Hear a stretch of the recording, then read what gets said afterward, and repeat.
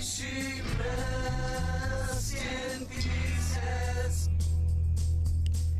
Okay, auto hoax accelerationists. Let us proceed. It is April 25th, 2024.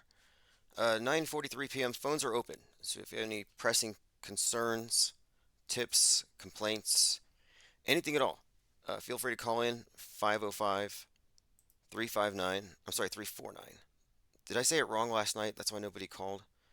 It's 505 349 0420. Should be easy to remember. We're joined already by Jungle Gym, Portal Complex, the HBIC, Diana South, representing Twitch, YouTube, and DLive. All these various platforms are important to reach as many people as we can, and most of them are integrated. There are people listening right now on Odyssey, for example, and a few others, and on Twitter who aren't able to integrate in the chats. So I notice you're there.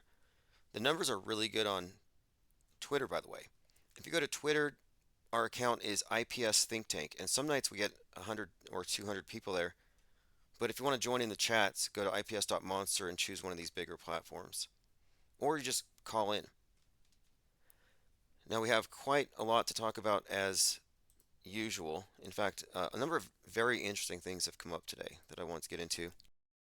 Much of it seeming to be, I would suggest, preparation for a new wave of anti-conspiracy rhetoric, because conspiracy theorists have been the target, sort of the scapegoat for some time.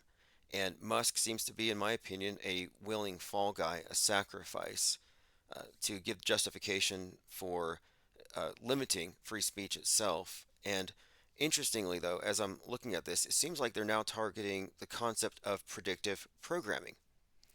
And I've been harping on this issue. One, that predictive programming is not mystical, and that it's not a harbinger of something to come. It's preparation for what they're going to fake. And two, this recent Burning Man, this Maxwell Asrello, had referenced The Simpsons, and it brought up conjecture of The Simpsons being overly represented in this so-called predictive programming. But now I'm seeing that brought up in this context here of dangerous, thought crimes. So fascinatingly, Alex Jones tweeted something today, something from a cartoon, and he said, "Happening. It's called predictive programming," and it was basically showing a pretty good example of predictive programming. But then we have this unhinged comment below him that says, "The writer, the voice actor, the producer, and production office should be dealt with. That will send a message."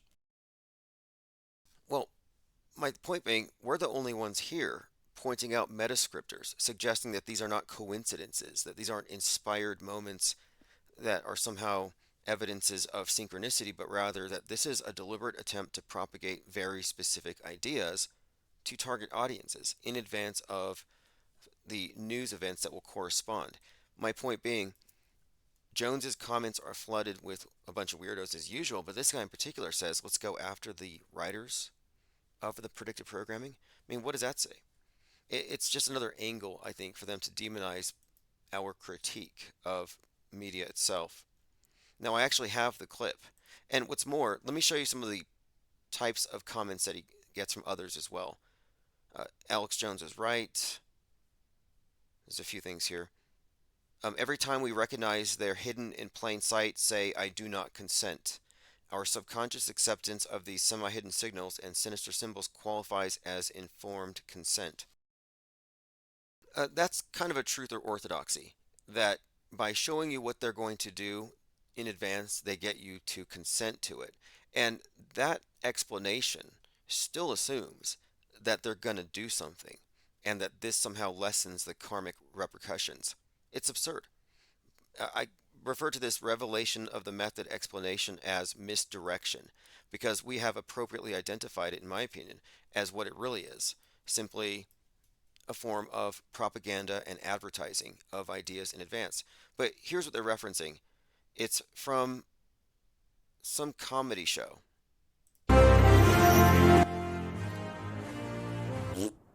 And now with these stones, I will wipe out half of all life on Earth. Wait a minute, I've seen this.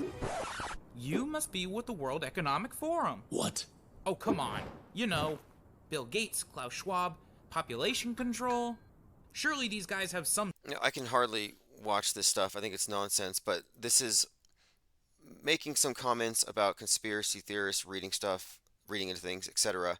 Um, Here he is explaining the nature of the propaganda. Contaminate our food and water, propagandize us 24/7, and rig our elections, all to make way for the Grand Master Plan to wipe out the vast majority of the population and enslave the rest of us in an inescapable. Anyway, this is what Alex Jones calls predictive programming. And again, there's people in the comments saying we need to find out who wrote these scripts. Just absurd. And I would never advocate any kind of interaction like that anyway. I mean, this is free speech. The fact that it brainwashes people, well, it's freedom of religion. Mainstream media is the biggest religion, in my opinion. Well, in all fact, it qualifies as a state religion. People may talk about separation of church and state, but uh, when you look at how media has quite literally supplanted the role of religion and the church, those arguments are kind of pointless. But my take on this here, of course, is that Alex Jones presents a false view of what predictive programming is. And something else I want to bring up today, we've been talking quite a lot about this idea of this frame of reference that puts everybody into an alternate reality, an immersive illusion. And when people spend most of their time in the real world, they see the internet as just pandemonium. Like, okay, that's the internet. It's not real life.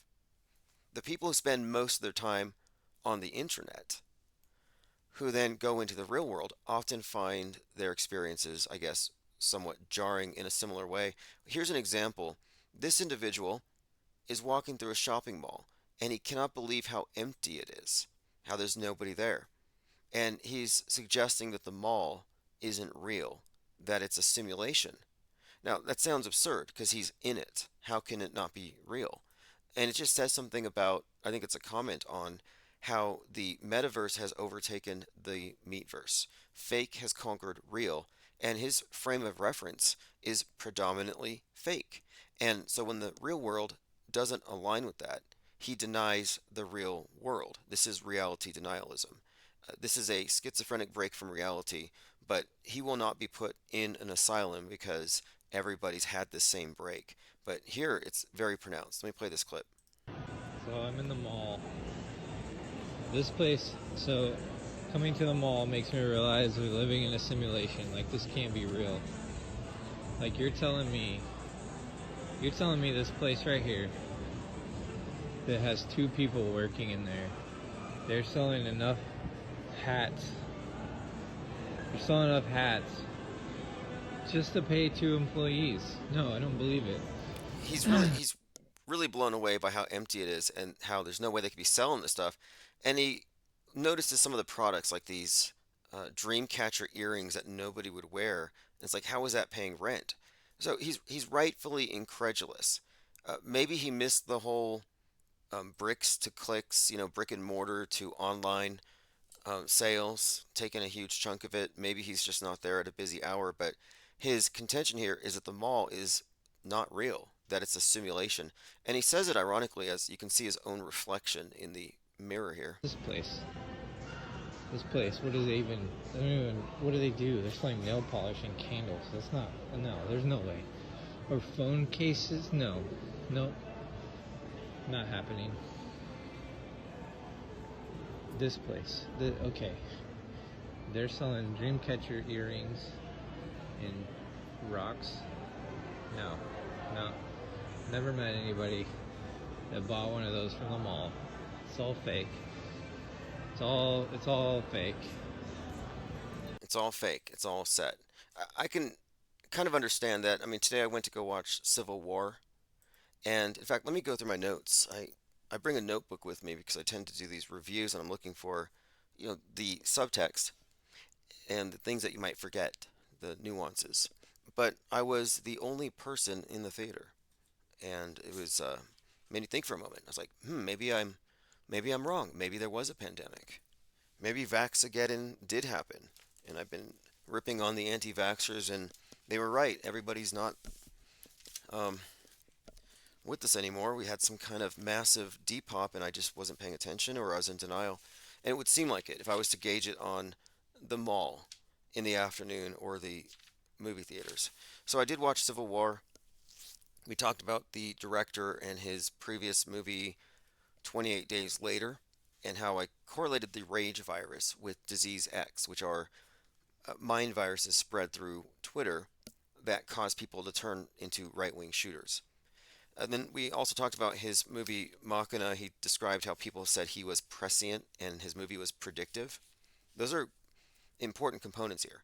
The author of the book that became Leave the World Behind said his book seemed very prescient and predictive of 2020, which is fascinating in itself. But then you look at his movie and how that has basically set the stage for everything since late 2023.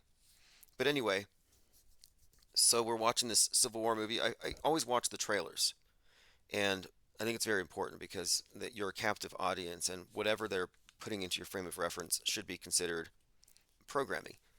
And my take on the movie from the outside was that this was likely going to be foreshadowing another 2020 like summer. So 2024. 2020 was foreshadowed, or kind of, in many ways, I would say, predicted in a predictive programming way by Joker.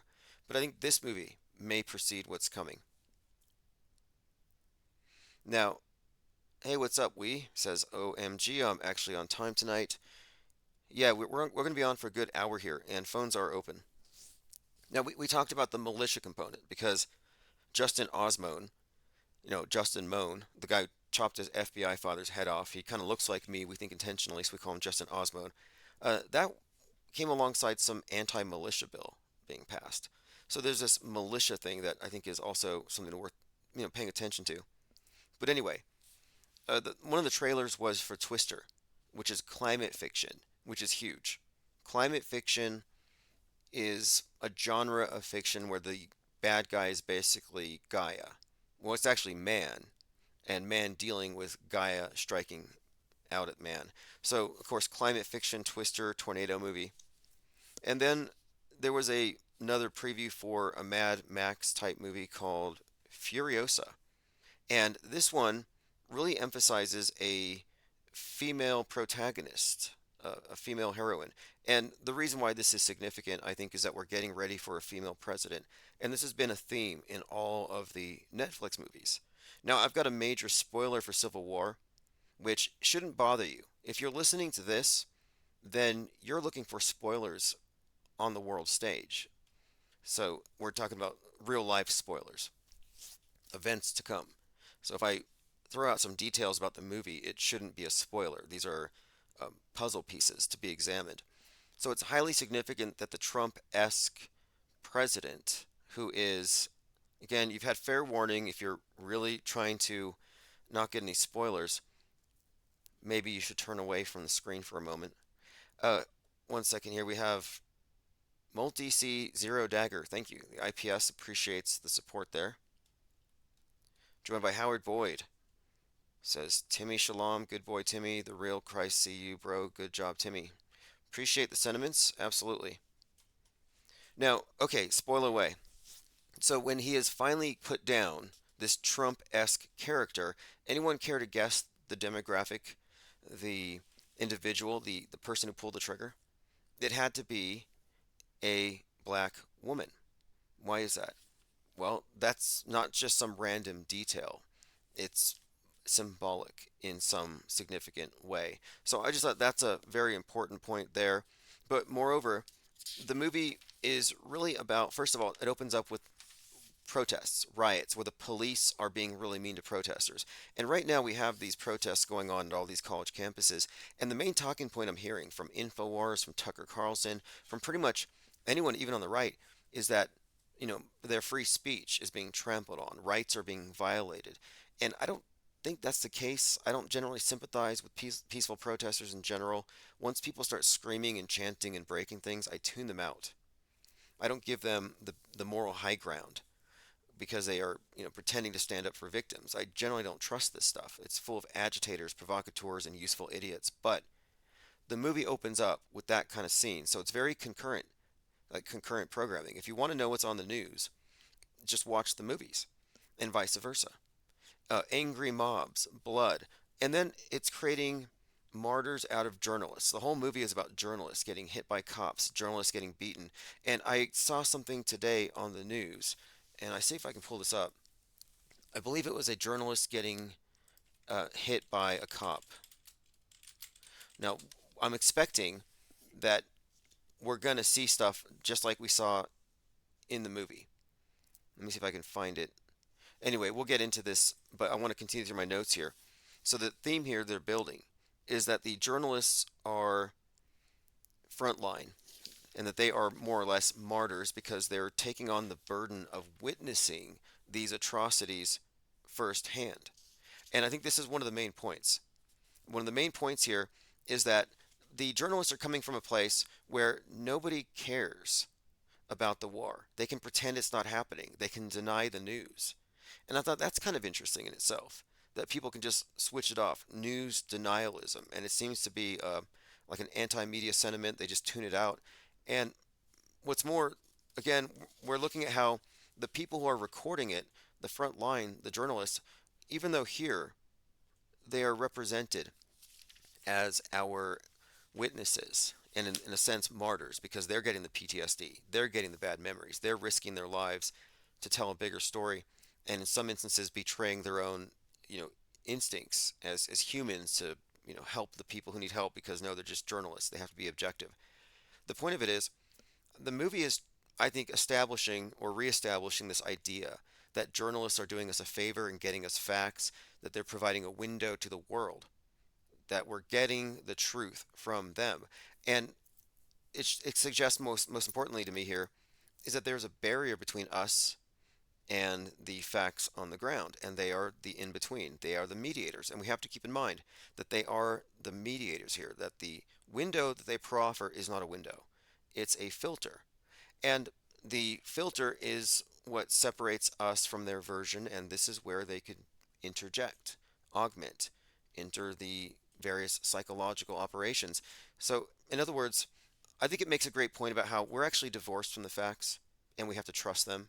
And if we do trust them, we're at the mercy of whatever they choose to tell us.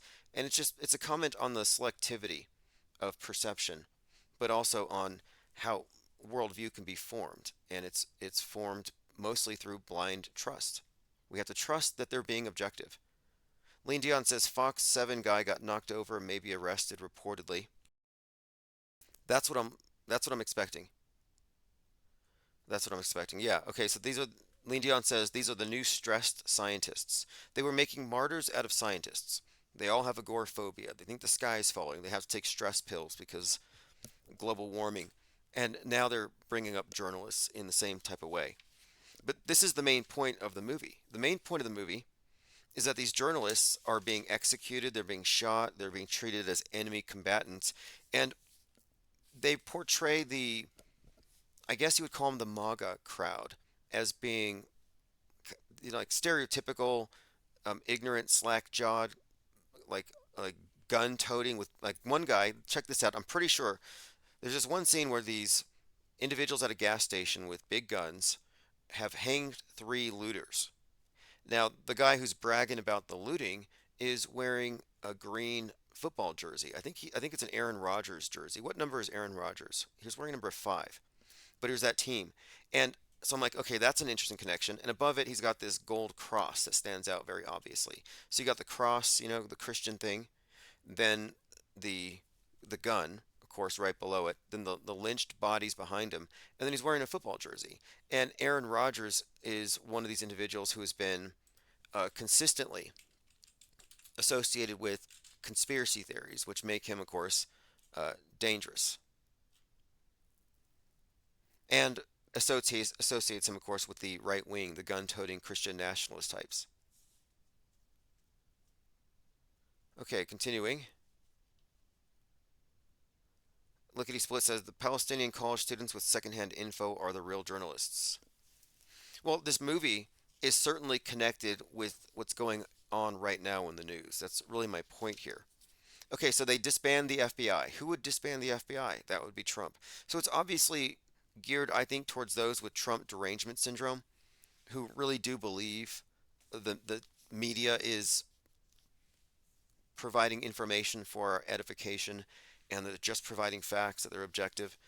And by the way, the individuals that were hanged were looters. So I'm like, that's interesting. Hanging looters.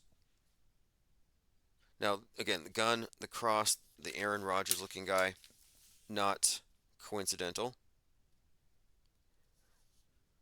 Going through my notes and a little hard to read. I actually write in the dark, so like it's a little difficult to read some of this here. Okay, here's something. They exit the war zone, they go into a town where people are acting as though it's normal, and they describe it as entering the Twilight Zone, like this surreality of it. And taken out of context, I think you could almost look at this movie as a documentary on how they fake atrocity, how they run psychological operations with mass casualties, and how it is completely divorced from reality. And you can choose to tune it out, but I wouldn't call it reality denialism.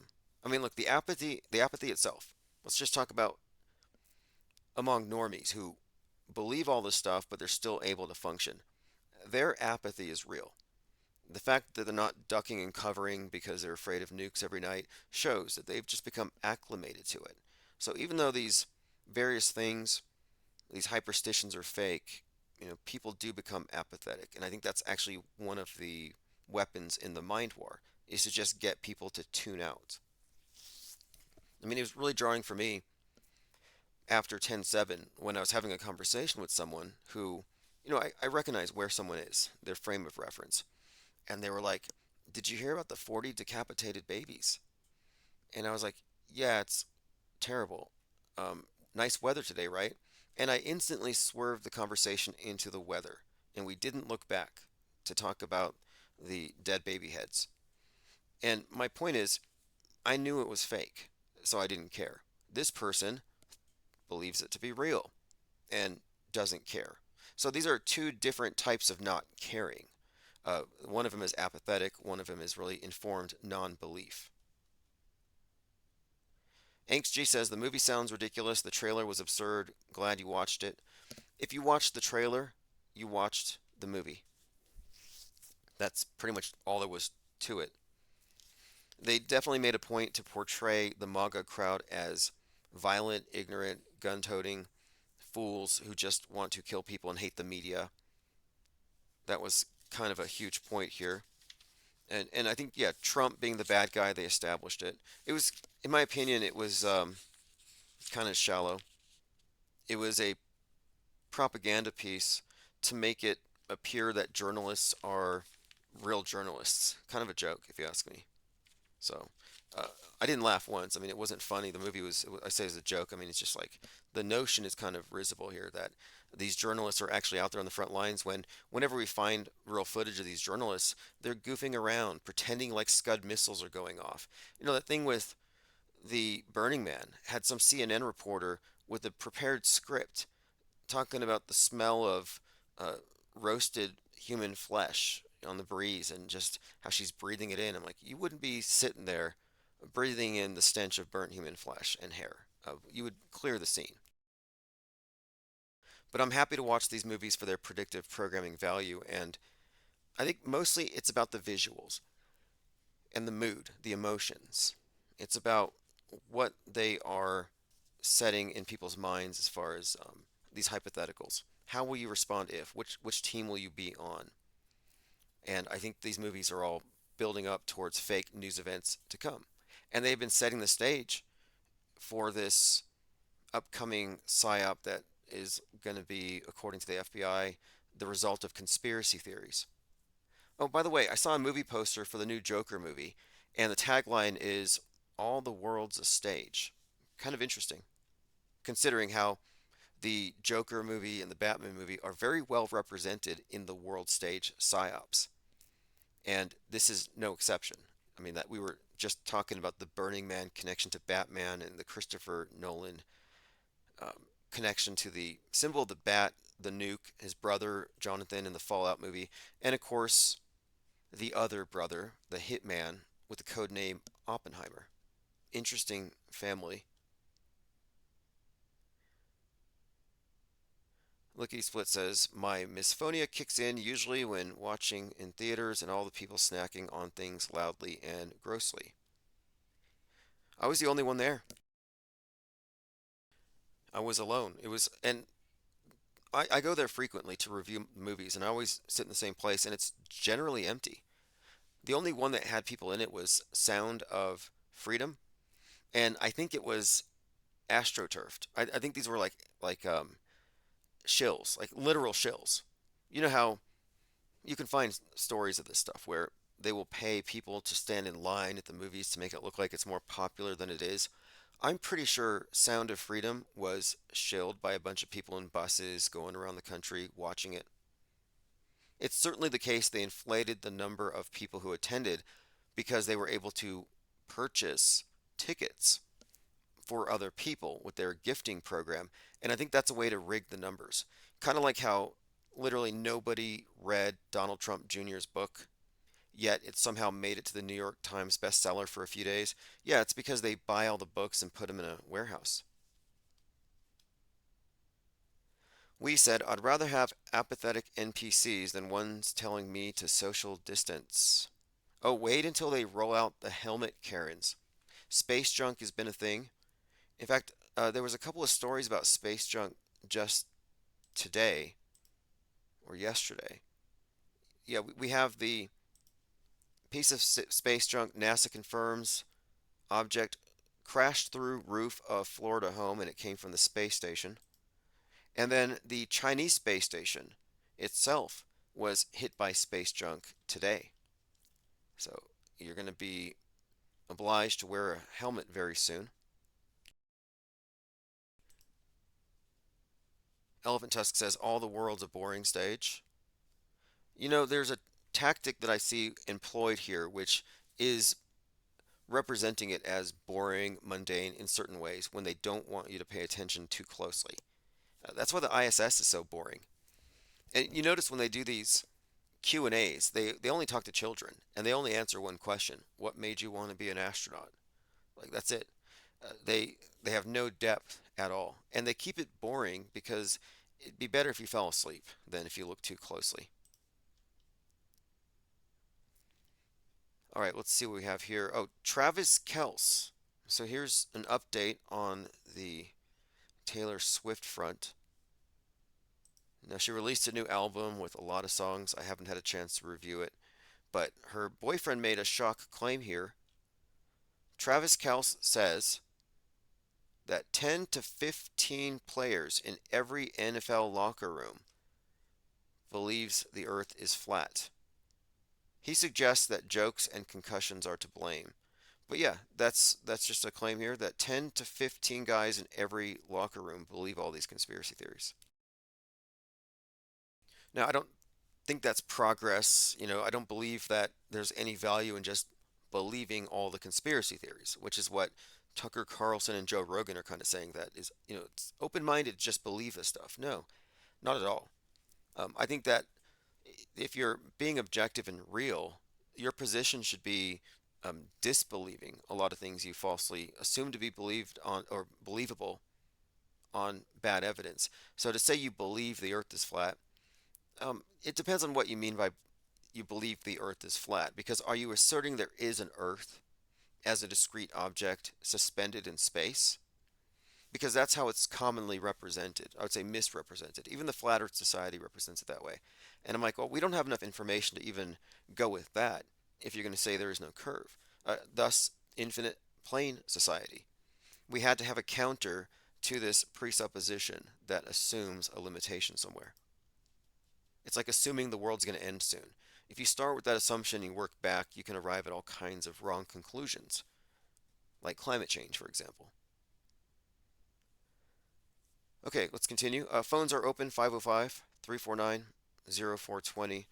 Just going through my notes, I'll probably write a review, but the main point here with this Civil War movie is that war is bad, Trump's going to cause it, MAGA is scary, and the journalists are honest people dying for the cause, dying for the truth.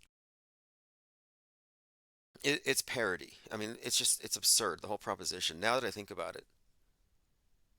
But it does demonstrate, I think, how you could see that they're so far removed from what they're reporting on, and that so we are, as in like, we see what they tell us, what they show us, and that's it.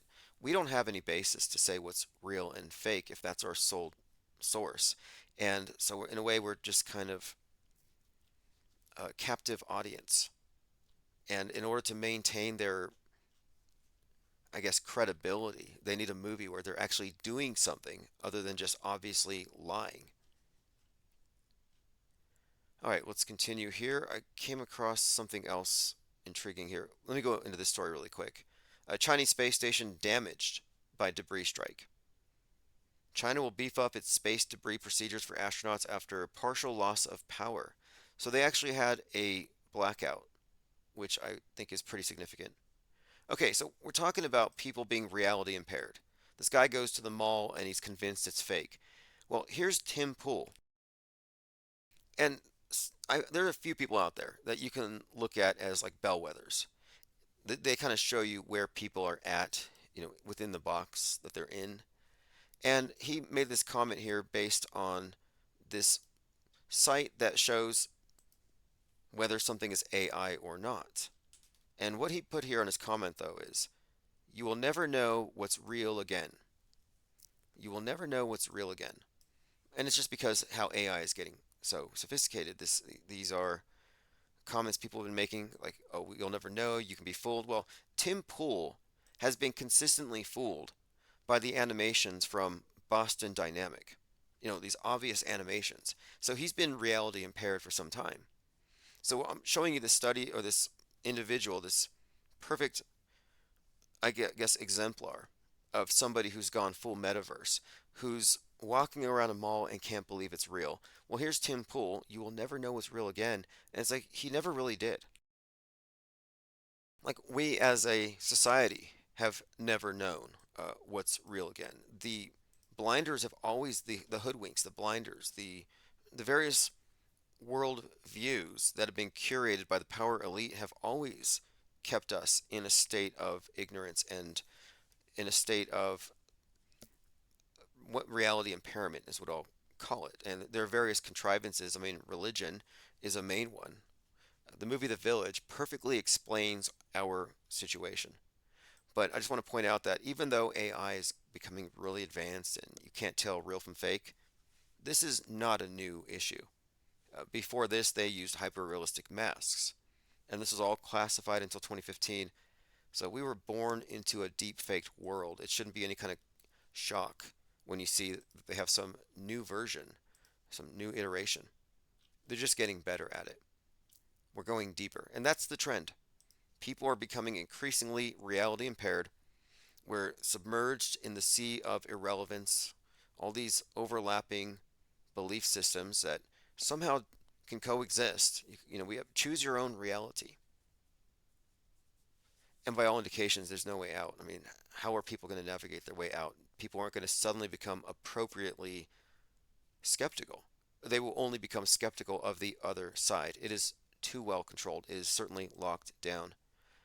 Breaking, University of Southern California has just announced it will be canceling its main stage graduation ceremony, traditionally attended by 65,000 people, due to campus unrest and safety concerns.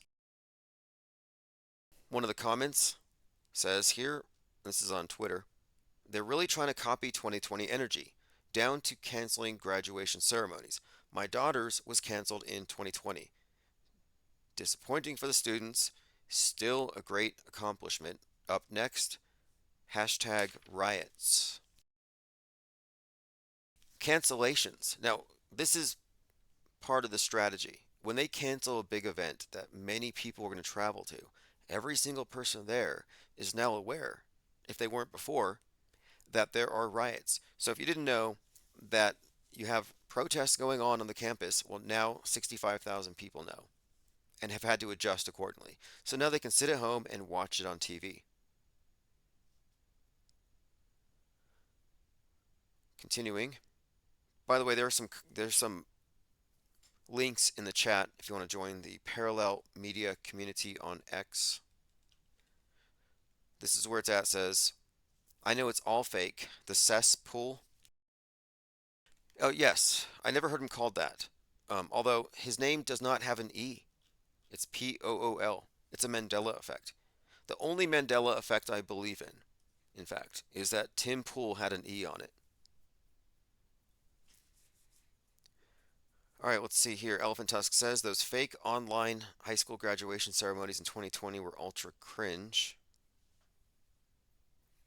Yeah, well,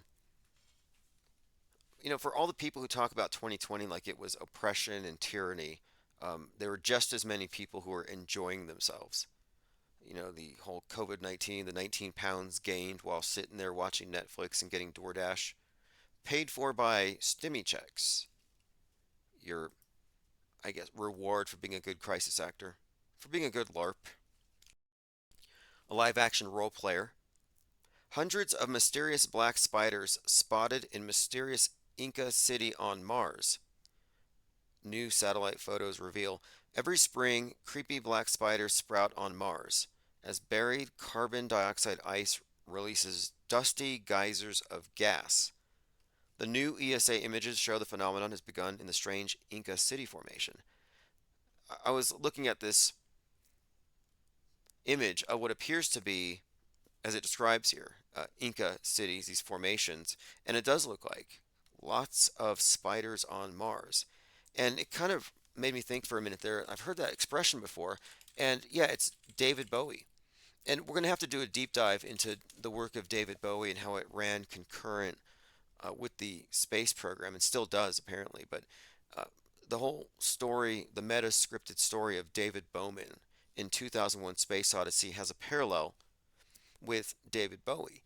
And it's telling the story of our merging with the screen, the movie, with the fake, the monolith. But anyway, David Bowie had this Spiders from Mars album, and so it's part of his Martian persona, the man who fell to Earth. And we'll get into it later, I'm sure, but uh, David Bowie is one of these characters whose music has a lot of predictive programming value. Not to mention, his effigy was put in that Tesla Roadster that was sent into fake space, playing a David Bowie song on an infinite loop. And spoiler alert, I'm pretty sure Ground Control to Major Tom is a reference to Tom Cruise, who is scripted to die in space. And I came to this conclusion from a number of different angles, only to find that he's already been portrayed dead on the moon on South Pole. This is where it's at says it was Pool with an E. WTF Mandela strikes again. Yeah, yeah, absolutely. It's the only true Mandela effect. In fact, you know what? I'm sorry to all you men, like all these people who've made Mandela effect their main theme, like Stavely, for example. It's going to have to be rebranded. Since I've already debunked the Mandela effects, but this one's real, it's going to be called the Tim Pool effect. Maybe we'll just call it the Pool effect. Elephant Tusk says the Maze Runner trilogy has an unbelievable amount of predictive programming. Are you familiar? I'll have to look at it. I think it's been recommended before. I'll take a look for sure. I believe I've seen the books. Aren't they based on books? And I've been having a ridiculous amount of synchronicities with labyrinths, which weirdly was, and I talked about this before, but then it kind of evolved to where suddenly I was having the same kind of situation with the Minotaur. I'm like, what the hell does that mean? And sometimes when I ask that question fervently, I get answers from the universe. I'm like, what the hell does that mean? And I see a truck in front of me with the license plate ID, like id. I'm thinking id. Can the Minotaur represent the id? The um, the aspect of the self that is in the subconscious. You could somewhat maybe uh, I guess it's some sort of, I wouldn't say repressed, but not quite under control. That part of the self, the subconscious, the part that they program itself. But anyway, we'll dig into that later. I'll look into that movie and the predictive programming. But um, I've I've read that it's analogous to the Hunger Games, and these are all movies that are foreshadowing this future, which assumes that we're about to break everything right now. always dystopia. Okay, continuing here. And yeah, just a quick comment also on predictive programming.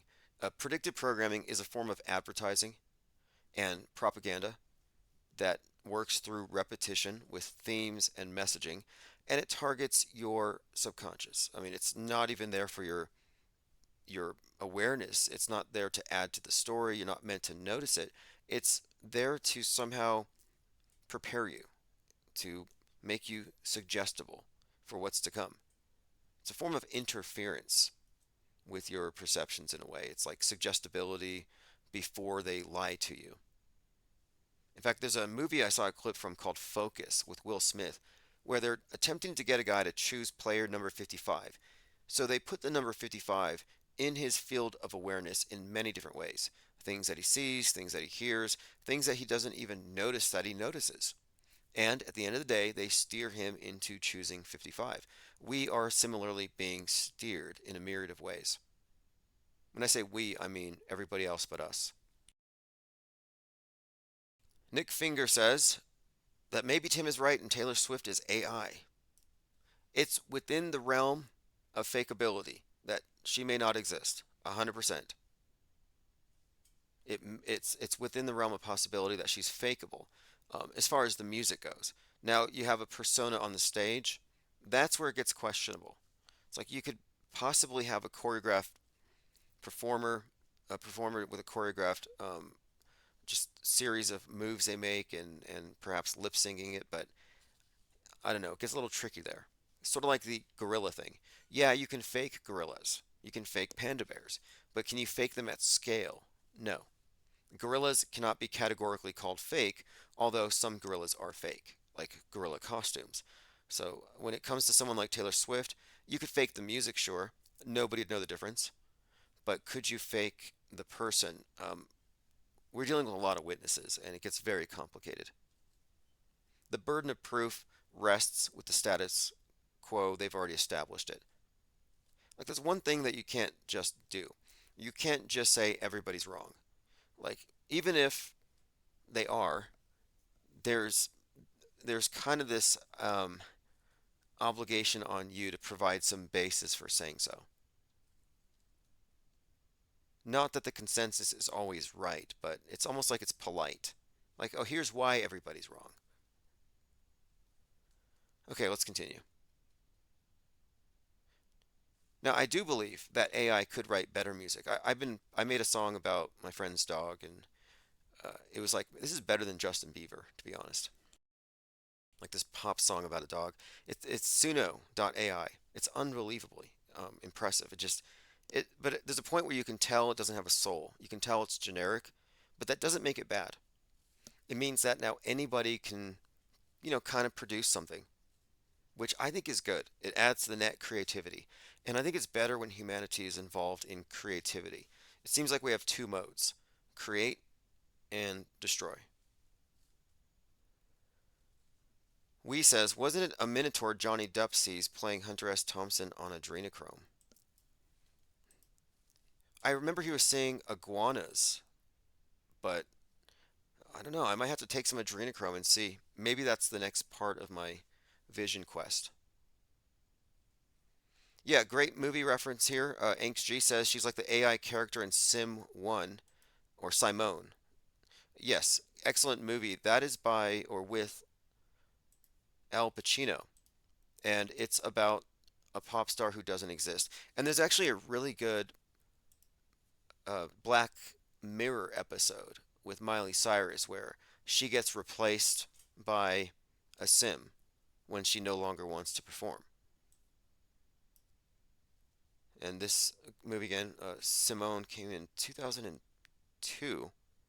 A producer's film is endangered when his star walks off, so he decides to digitally create an actress to substitute for the star, becoming an overnight sensation that everyone thinks is a real person. Now, I didn't know this movie was from 2002. Storyline: the career of a disillusioned producer who's desperate for a hit is endangered when his star walks off the set. Forced to think fast, he digitally creates an actress to substitute, and it's the first totally believable synthetic actress. The actress becomes an overnight sensation with a major singing career as well, and everyone thinks she's real. Now that's interesting. The first. That's where it's misdirection. We've been treated to an entire array of fake people that we have no idea about. I'm certain. I mean, there's credible rumors that Benicio del Toro doesn't exist. Speaking of that movie, Fear and Loathing in Las Vegas, that he is in fact an actor known as Brad Pitt, wearing some kind of a mask and maybe some lifts to make him a little taller, but that Benicio del Toro is in fact none other than Brad Pitt. An actor playing a role who then gets a role in a movie. And it's kind of interesting. I've seen some convincing comparisons, but I'm not completely sold on it, although it's definitely fakeable. And think about it as an actor, how that would add to your versatility. You could get many more roles if you were two actors, and nobody would have to know. All right, let's continue. Dan says in Fallout 4 there are synths.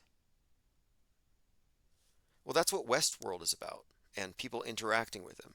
Although in Westworld the synths all get abused. The idea is that if synths were real, people would just want to go kill them. Really strange premise if you haven't seen Westworld. Okay, let's continue. We were talking about this guy who's walking around in a mall and he thinks it's not real. I mean, that should be alarming, right? Like, you would consider this to be at any other time in history. Somebody walking around a mall thinking it's a simulation, you would categorize that as some kind of a psychosis. But I think we're collectively being lulled into a psychosis, a collective psychosis. And since we have agreed upon it en masse, it's the new reality by default. A good example of this and how this actually works is the movie In the Mouth of Madness by John Carpenter, about the subjective nature of the world stage. It makes a really strong point about how there is a level of agreement to it all. And I'm not agreeing anymore. I'm not participating. I'm a conscientious objector to all of the psyops and to the framing of everything, because I think our worldview is a product of omission and selectivity and exclusivity that doesn't represent reality fairly. So I've opted out. I've actually stepped out of the box.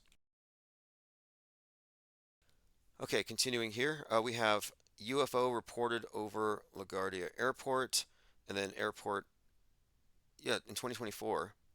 So people are reporting UFOs. UFOs are, again, a story. So you can get ready for the UFO narratives to build up. Object zipping across her line of sight. Now, I want to point out, believing the Earth might not be a ball is a dangerous conspiracy and misinformation. Believing that possibly hostile extraterrestrials are flying around in our airspace is not a dangerous conspiracy theory, nor is it misinformation. This is flying cylinder spotted from plane window. You're going to think of this next story, and you're going to think of the guest who is going to talk about this next story. Michelle Reyes was flying over New York City with her daughter, and she was sitting by a window.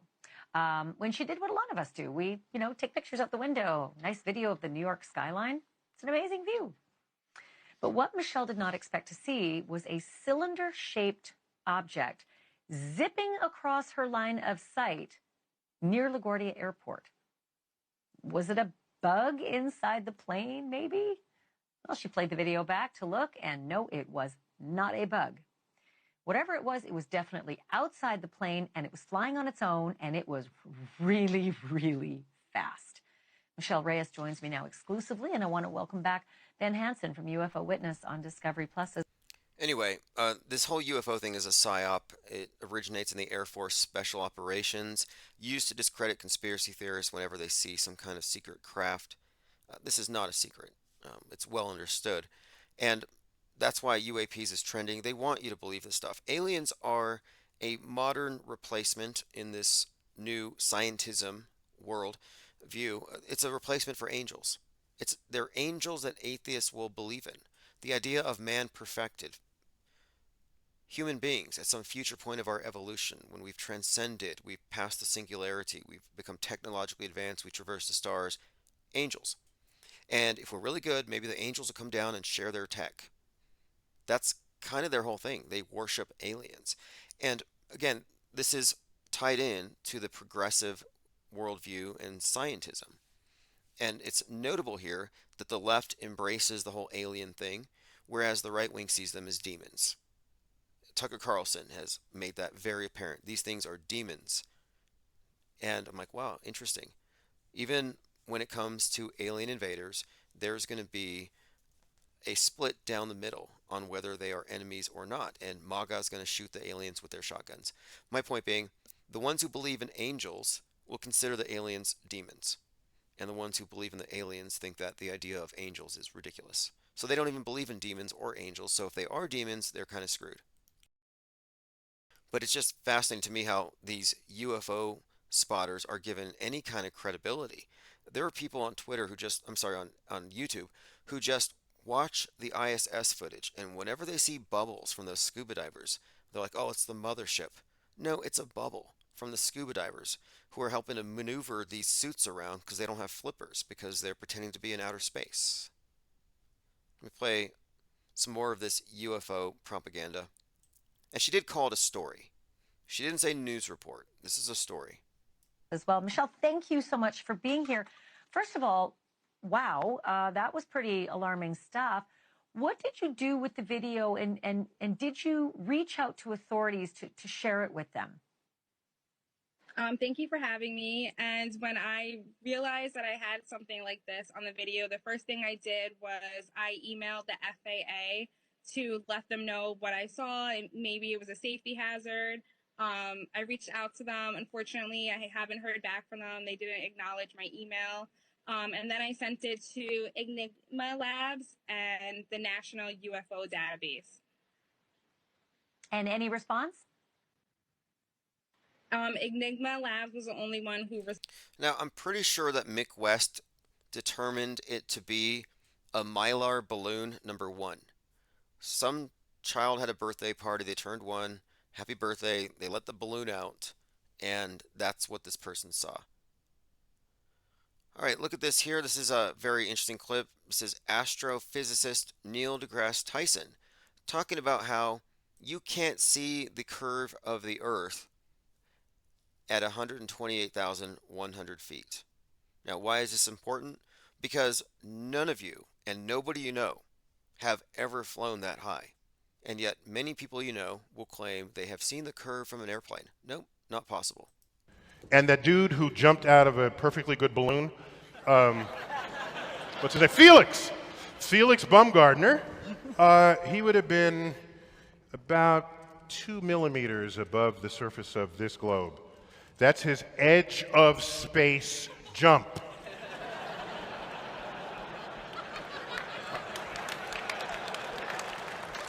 Now, you know, I don't, it's fine. He wants to, I don't have a problem if he does it, but the honesty of it would greatly diminish what I think people thought he was actually doing. And not only that, they made sure to photograph him standing there with a really wide-angle lens, which curves horizontal lines. Right. So in the photo, you see this curvature of Earth's surface, and he said, wow, he's in space, look at that. No, he's not. At that height, you don't see the curvature of the Earth if you are 2 millimeters above this beach ball. All right, sorry for torturing you with that, but you needed to hear it from him. And he's spanking the globe. He's like, no, you cannot see the curve from that high. So the Red Bull jump did not prove that the Earth is curved. Nick says, Tim, my children, both artists, got a kick out of your penguin sketch video. They were impressed you don't lift the pencil. Oh yes, let me go ahead and bring that up. The unicursal penguin sketches. I've been doing these for some time. I have a number of paintings built on it, but yes, it's all one line, just standardized because I plan to do animations with it. And I have a number of different characters, but if you order any art from me or you get any of the books, you generally get one of these sketches or paintings, and it's all just based on one line, and I've just memorized the heck out of it. So I think a few people have actually tattooed the unicursal penguins, but I'll be uploading more art to the channel, meme tutorials, and also working with some image creators. Like I guess one of the ones I'm working with now, ideagram.ai, might be worthwhile. But we have always included memes in what we do, and I think it's always important to stay up to date with the latest meme tech. We've always been some very effective meme engineers, memetic engineers. I mean, we did proliferate and popularize the research flat Earth meme. If you want to know why the whole flat Earth thing blew up outside of YouTube, it was because of memes breaking free. Infinite Plane Radio. Greetings, greetings. This is Lickety Split. How you doing? Hey, what's up, Lickety Split? What is your topic of the night? We've been talking about Civil War, aliens, and the globe. Aliens slash demons, I guess. I just want to throw this out there, an idea I had, and I think I just saw This Is Where It's At mentioned it also. TikTok influencers, okay? So if that's a real thing, then, and if demons are a real thing, and if AI is a real thing, then you've probably heard that, like, the actual function of demons is usually like to influence things. It's not so much some sort of a, actual practical, tangible thing that they do. But if AI was real, and of course I don't think it is, then you're going to have, according to the Thule Society, they used to say that you could, through like transistor radios, you could, I guess, contact demons using transistor radios and whatnot. So I would think that AI would have been the next step for the Thule Society in channeling demons into TikTok and TikTok influencers. And I guess that would make AI a demon mechanism, and a manifestation would then be TikTok and TikTok influencers, because demons influence. And so, what do you think about that? I think you may be onto something with the idea of the alien invasion not being physical beings, but rather non-corporeal, whether that means possession or viral, which has been another idea that's been thrown around quite a bit. The idea that aliens arrive in the form of a virus, but the idea that the AI could in fact be something that embodies demons, or could a demonic non-corporeal being manifest itself through the computer hardware if it's developed enough? I think these are fair questions. Now, whether they would possess TikTok influencers, sure. I mean, I Well, I guess I'm saying more that it would create the actual, like a fake representation video. Again, everyone's calling it AI, and I call it just a really good computer, because I don't really think AI exists. But I'm just saying that this would be a natural, a natural consequence. If they were a real thing, then that would make every fake TikTok influence out there would be a product of this. But again, as I have postulated, AI is like the homunculus, modernized version. It'll never actually be a thing. It'll never happen. But I mean, I'm just throwing this out there that to people that do think it's real, then therefore you would have to pretty much say that TikTok influencers are demons and or aliens. In your opinion, what is more likely to be real? AI, aliens, or demons? I'd have to say they're all the same. You could make the argument that they're all one and the same, I suppose. Because again, like you said, if you're believing in demons, then you have to believe in angels. But then that's just the equivalent of aliens, where it's like a neutral. Like, I don't believe in either. I just call them all aliens, and it's just semantics at that point. Well, But not yeah, necessarily. I mean, the idea Go ahead. of the demons or angels would imply spiritual, whereas aliens would imply just far more evolved humans. Yeah, but I could also say that this is, I guess in the semantics way, that these are all just extraterrestrial beings, I suppose. They could all be under that category. But yeah, I'm just postulating this for the people out there that push the AI. But yeah, I just wanted to leave you with that. Shout out to Elephant Tusk and all the other AI boofers. All right, thank you for the call. All right. Now let's continue here. We were talking about artificial intelligence, and there's a lot of technophobia. In fact, I was listening to, and I look, when I say I listen to someone, it doesn't mean I agree with them. Like a retweet is not an endorsement or a heart. I hate that it's a heart. You can't just check it like you noticed it. You took note. No, it's a heart. I love what you said. No, I didn't love what you said here. But I was listening to a podcast by Matt Walsh today, and he's one of these far right types, and he was making the case that AI is going to replace so many people that it's going to destabilize society, and we need to regulate it. So he's really big on regulation. It's like, when did conservatives become fascists and control freaks? They're basically leftists right now.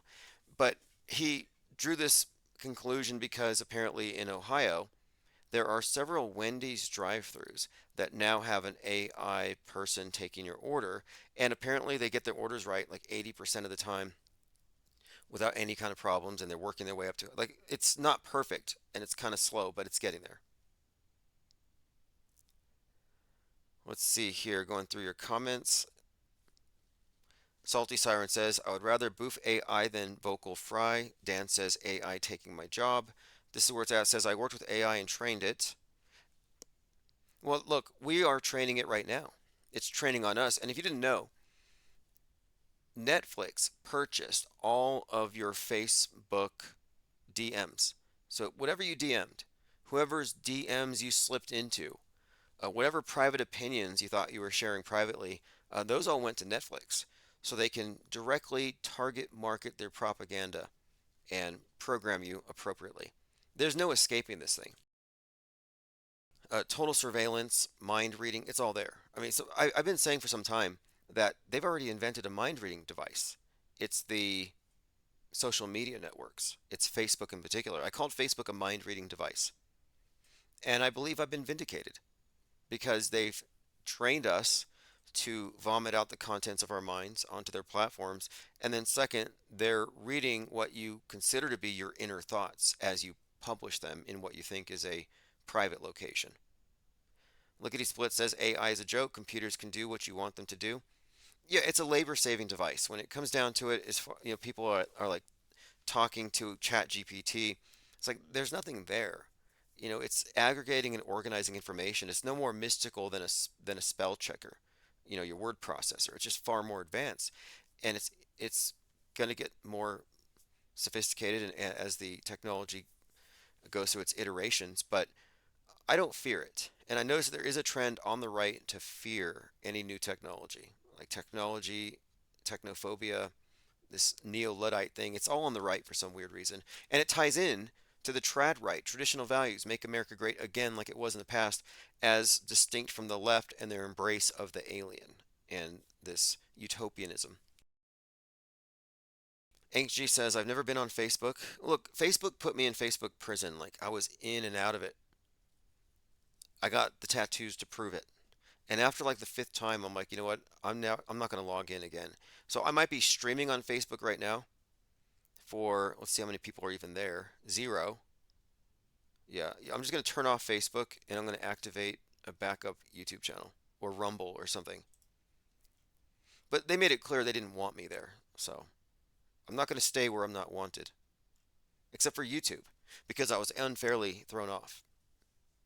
Speaking of which, the first, I guess, pre-trial meeting is going to be happening on May 13th.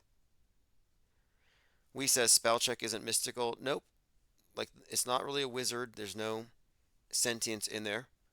You know what else isn't mystical? Predictive programming. Coincidences in media. I was talking about how yesterday one of the Kennedys was staying with the director of the Manchurian Candidate a day before the assassination. We've been doing a deep dive into this subject for so long that I think we're the most informed about predictive programming. But the question is, what is the meaning of it? And people vary on their conclusions. And I'm pretty confident in saying that we're the only ones that have the right conclusion, and it matters. Being correct matters if we are involved as we are in reality testing the claims of mass media, specifically also the alt media. The alt media claims predictive programming is evidence that they know they're going to do bad things to us and they have to tell us, which is a non explanation. What's more likely is what I've been saying, it's propaganda as usual. It certainly serves that function, and the concurrent programming makes it even clearer that is what they are doing precisely.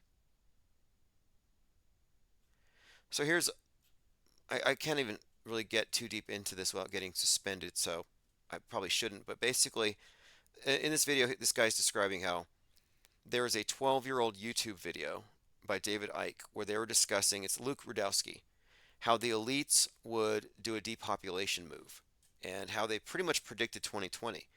And they're acting prophetic. And I'm looking at this now and I'm like, no, they were just given the script in advance. And the script is not the truth. Like the predictive programming isn't telling you what's going to happen in reality. It predicts what they're going to fake. So this is very important to keep in mind as we get close to the Trump head wound scenario playing out on the world stage. The fact that we have already been talking about this, it's already been foreshadowed, tells you that it's certainly fake.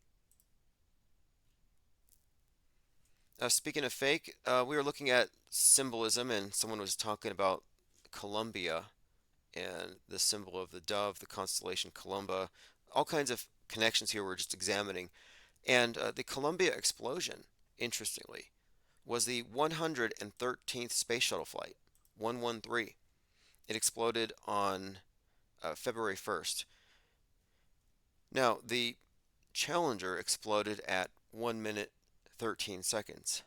And the 113 here is something that we have seen consistently correlated with immolation. The nuke scenario on Seattle, that whole thing. So just another example here, just some kind of nod or recognition of the meaning here that's indicated in both these events. Other things to look forward to, just picking up on things in the Metascript. Ghostbusters, Frozen Empire, and then Godzilla, King Kong, New Empire. I read this to mean Frozen EMP Empire. Godzilla is a nuke metaphor. So Godzilla versus King Kong, New Empire, again, EMP. So I'm suggesting that the New Empire begins with an EMP blackout. That's more code, very consistent with what we've seen. The end of Westworld, where Westeros is burning as winter arrives, and the ash from Westeros burning mixes with the snow, and it looks like fallout. Again, the whole Fallout theme has been reiterated with the Jonathan Nolan production that just came out. So just upcoming agendas here, but the indication here again is that the new empire begins, the starting point is with the EMP, the blackout we've been waiting for.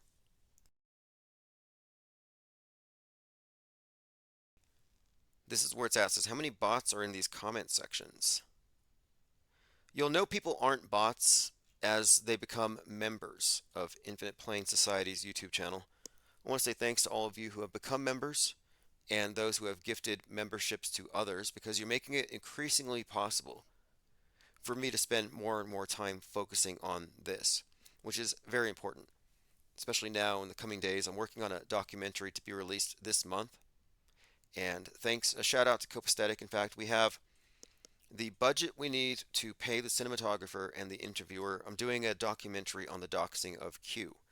And the objective here is to make it informative, accurate, to make it fact checkable, and I will include all documentation with QR codes to downloadable documents, a PDF, etc. But also it has to be not just concise and understandable, because it's a very complex and intricate subject, but it has to be entertaining in some way. And by that, it just means I think it has to have a high production value. And so I found a local documentary maker who was interested in my story here about doxing someone, a computer hacker, who later gets a job in the White House and happens to be at the center of the QAnon storm. So this documentary will be produced likely this weekend. At least the video part will be recorded this weekend. I'll be supplying the editor with the documentation, and we'll get it finished by likely the end of next week. And I want to have this out so as this trial proceeds, the story is easy to understand. I don't want people to have to dig through 6 years of disparate articles trying to get the threads here, because I can tell the story, but it's multiple stories rolled into one, and I kind of have to go through each thread separately and show how they all connect and who is dragged into this mess. And that's where it's going to get interesting. But for me to make the case, I can't just say, hey, Q has been doxxed. I have to explain what Q is, what Q isn't, the claims we are making, what I can substantiate right now, and what I can only conjecture. But I'll make it very clear in this documentary. And as I'm parsing the story and finding the various facets that need to be highlighted, I'm uploading videos onto the YouTube channel. So you'll get some previews of what will be in it. Let's see here, going through some comments. This is where it's at, says, so Netflix puts on this Black Mirror episode, then buys Facebook DMs. Wow. Yes, yes. Now, as far as Netflix buying the DMs, that is something that came out in some lawsuit. Facebook let Netflix see user DMs. Ars Technica. There's a few articles about this right now. I'm sure the story's still developing. I don't know the full extent of it, but I'm not surprised at all. Another article from Hacker News. Facebook let Netflix see user DMs. Good to know. Facebook and Netflix just traded our DMs. And watch history. And the watch history. Okay. I'll give you the watch history. You give me the DMs. And keep in mind that the founder of Netflix, first CEO, is a descendant of Edward Bernays and Sigmund Freud. All about propaganda, programming the mass mind, and getting beneath the hood. Understanding our subconscious motivations and how to manipulate us without our conscious awareness. So clearly, Netflix is involved here in something much deeper than just entertaining us. It's about entraining us to the worldview shaping mechanism that I refer to as the monolith. Interestingly, too, we have this leave the world behind, which is a perfect example of predictive programming in movies, concurrent programming, but that Barack Obama is a producer of it, he and his wife. That is a very interesting fact, considering he was in politics, involved in psyops at the highest level, and now he's involved in the business of predictive programming. Like, this is some kind of elitist thing. And again, I referenced the movie The Village. The elders knew the tricks of the trade to keep all the sheep in line. Hey, we dress up as monsters, have some fun in the woods. They stay at home scared under their beds. They never leave the village. They don't know it's the 20th century. We keep them in the dark ages. Everybody's happy. That's how the people were controlled, through fear, through terrorism, through lies. And the structure was basically the elders who knew and the masses of believers who didn't know. And that perfectly describes our world today, where it's the masses of believers and then the knowers, the programmers. And now there's a new third category, the deprogrammed. And that would just be us. Hank G says, I don't like the Netflix. To me, it's not about liking it. It's about opposition research. I will sit there and watch CNN if I have to. Can't have your head in the sand. I think it's very important not to be misinformed. You're better off being misinformed than misinformed. Because at least if you're misinformed, you don't have to catch up so much. What we are here at Infinite Plane Radio, we are the informed. We are informed about the meaning of the misinformation and what's likely behind it. So it's important to be informed about the misinformation rather than being misinformed, head in the sand, which leaves you vulnerable and puts you a tier lower than the misinformed. And of course, the capstone level are the informed programmers. But again, we represent a category separate from the programmers who have stepped outside of the box. Cubstar says if you're influenced by TikTokers, you're already blanked. The chatbot censored his word there, but I think we all know what it means. And that's a salient point.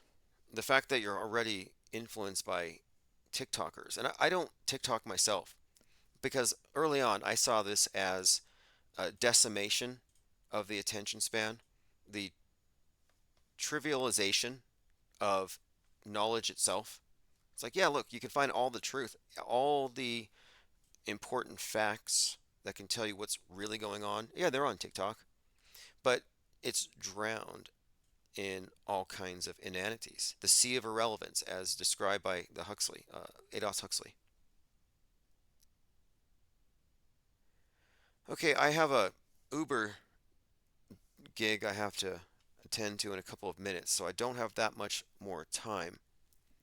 But I want to make sure I haven't missed anything in our notes. I started some beef with Mindy Robinson. I called her out as a PSYOP operative, and she blocked me. And one of her defenders has called me an incel sack of blank, and he said, "Go tell that to her family," referencing Ashley Babbitt's family. And I said her family are a bunch of liars and lying crisis actors. You see, we can't back down. When they try to guilt trip you into not calling fake fake, in other words, not being true to reality, like this guy said, "You are sick and you need help. I speak for the truther movement. We disavow you. Now F right off." I'm like, don't mind if I do. I will show myself out of Trutherville just as soon as we're done burning it. But my response to him was, "You are a victim of sophisticated agitprop, and you're in a cult. But I'm not here to wake up truthers or normies. That's not our objective. We're just aggregating those of us who have already stepped outside of the box. We don't have time to fix people. We're only focused here on ganging up and getting the best minds in the tank and then focusing it, pointing its turret towards the various orthodoxies in Trutherville. And then once we're done with that, we'll go into the mainstream world and challenge its foundations in a meaningful way. This is a philosophical challenge. When I say we're going to burn down the world stage, the world stage is a mental construct. All right, thanks for the comments, and thanks Lickety Split for the phone call. As always, appreciate the participation here. Let's go over the numbers really fast. We have 42 listening on Twitter. I'm sorry, on Disease X. We have 1 at DLive. Rumble, about a dozen. We have about 20 at Odyssey. A whole lot more listening on the audio streams. I can't track those right now, real time. About 50 here on the YouTube channel. 4 on Twitch. But, all told, we're getting over 100. Some nights it's been 200. And I expect it to go up much, much higher in the coming weeks. And the documentary is just the start. I'm going to do a series of what I call IPR deep dives. If you didn't know, the emperor penguin is the deepest diving bird. And it's a perfect metaphor for what we're doing here because we're going off the world stage. And off the world stage means outside of their frame of reference, including other salient facts, like, for example, special effects, crisis actors, psychological operations, perception management, metascripting, all of that stuff. We include all of this in our assessments, and that's why I'm going to be doing these deep dives. And I think that will do more to enlarge the think tank than these long form live streams. All right, I'm checking out some comments really quick, make sure I haven't missed anything. And go to ips.monster and get in our Discord server and also get inside of the Gilded, which is where our research is centered. And we have a lot of great researchers there. And it goes on 24/7. So I never get bored, to be honest. Like, even if we were wrong about everything, let's just say hypothetically that we're wrong about everything and the news never lies. Even if that's the case, we have been engaging in some real intriguing communal storytelling with non-stop entertainment, no time to get bored, and it's been this way for some time. In fact, we invented the term conspiratainment to describe the fact that we're not the triggered, run for the hills, angry, grab your guns conspiracy theorists here. No, if anything, we're just entertained, and it's not mindless entertainment. This is mindful entertainment. You will not find that in any of the state-sanctioned programs that you see on Netflix. This is Auto Hoax or GTFO by Chief Crow. I'll put a link to this track in the chat.